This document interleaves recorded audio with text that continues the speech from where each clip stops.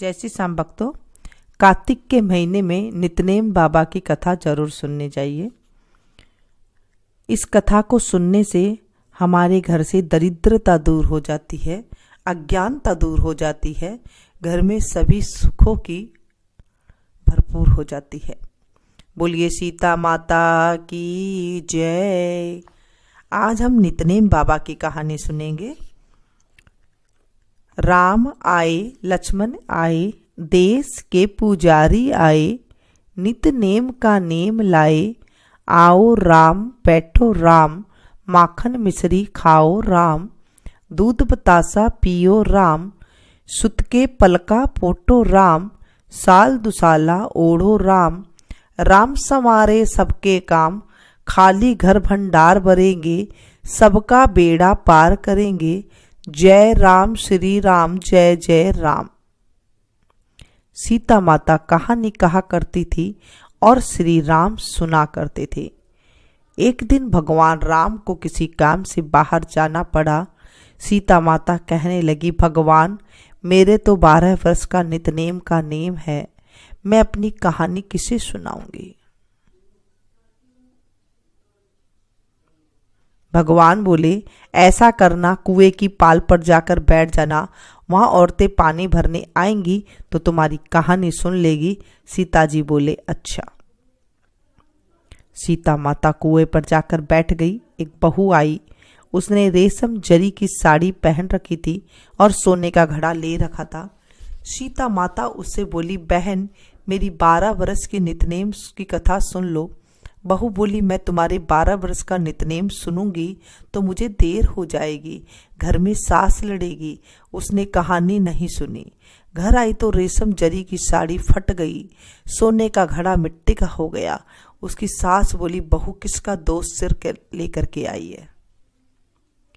बहू बोली, सासू जी दोष क्या, कुएं पर एक औरत बैठ कह रही थी मेरी कहानी सुन ले, मैंने नहीं सुनी तो ऐसा हो गया। अगले दिन सास वही साड़ी पहन कर गई और वही घड़ा लेकर गई। उसे वहां सीता माता बैठी मिली। उसने कहा, मेरी कहानी सुन ले बहन। सास बोली, कहानी एक बार छोड़ 4 बार सुनूंगी। सीता माता ने कहा, राम आए, लक्ष्मण आए, देश के पुजारी आए, नित नेम का नेम लाए। आओ राम बैठो राम, तपी रसोई जीमो राम। माखन मिश्री खाओ राम, दूध बतासा पियो राम। सुत के पलका मोठो राम, साल दुसाला ओढ़ो राम। साल दुसाला ओढ़ो राम, जब बोलूं जय राम ही राम। राम संवारे सबके काम, खाली घर भंडार भरेंगे, सबका बेड़ा पार करेंगे। श्री राम जय राम, जय जय राम। सास बोली, बहन कहानी तो बहुत अच्छी लगी। वह घर गई तो उसकी साड़ी रेशम जरी की हो गई और घड़ा भी सोने का हो गया। बहू कहने लगी, सासू जी आपने ये सब कैसे किया। सास बोली, बहू तू दोष लगा लाई थी और मैं दोष उतार कर आई हूँ। बहू ने पूछा, वह कौन थी। सास बोली, वो तो सीता माता थी, पुराने से नया कर देती है, खाली घर भंडार कर देती है, लक्ष्मी जी का वास कर देती है और जो कुछ इच्छा हो उसे पूरा कर देती है। बहू ने कहा, अच्छा सासू जी ऐसी कहानी मुझे भी सुना दो। सास बोली, ले भाई तू भी सुन ले, फिर से ही कहना। शुरू किया सास ने, राम आए, लक्ष्मण आए, देश के पुजारी आए, नित नेम का नेम लाए। आओ राम बैठो राम, माखन मिश्री खाओ राम। दूध बतासा पियो राम, सुत के पलका पोटो राम। साल दुसाला ओढ़ो राम, राम संवारे सबके काम। खाली घर भंडार भरेंगे, सबका बेड़ा पार करेंगे। जय राम श्री राम, जय जय राम।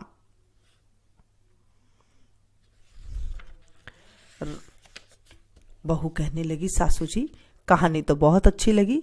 सासू बोली, बहू रोज कह लिया करेंगे। अब सासू बहू नहाती, पूजा पाठ करते, नेम की सीता माता की कहानी कहती।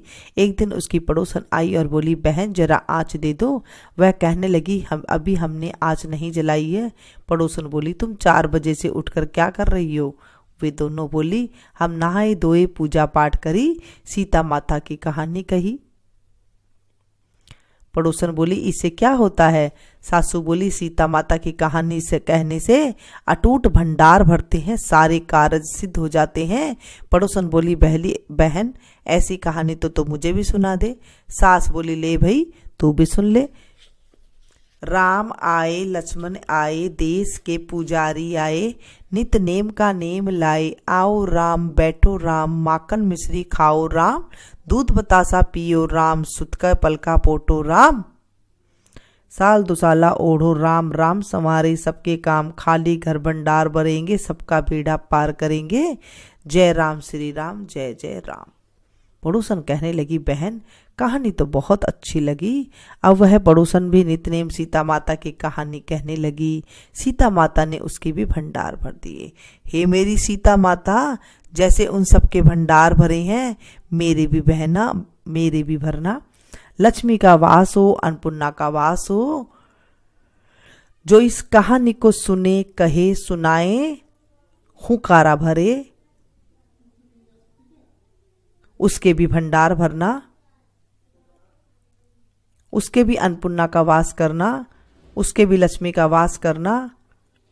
बोलो सीता माता की जय।